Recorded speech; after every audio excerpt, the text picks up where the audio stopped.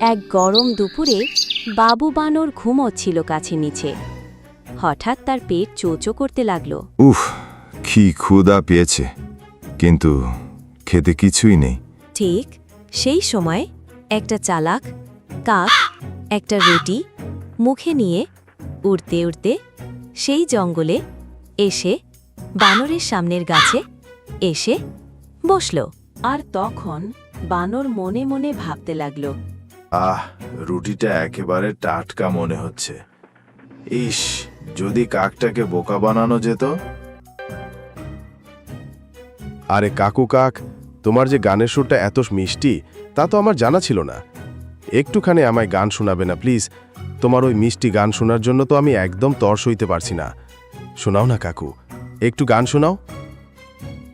মুখে রুটি নিয়ে কাক ভাবছে, তারপর একটা বুদ্ধি বের করে। তারপর রুটিটা গাছের ডালে রেখে বলে,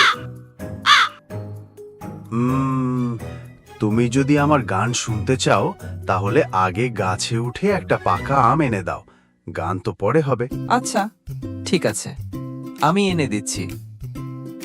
বোকা বানর গাছে উঠতে লাগলো,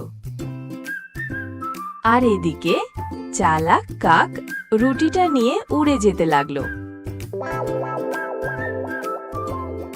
বানর তখন গাছ থেকে নিচে নামলো আর দেখলো কাক উধাও। উফ, আমি আবার বোকা বনে গেলাম। চালাক কাকটা চলে গেল। এর থেকে আমরা কি বুঝলাম বন্ধুরা? এই যে বুদ্ধি দিয়ে সবসময় অন্যকে ফাঁকি দেওয়া যায় না, নিজের কাজ নিজে করাই সবচেয়ে ভালো।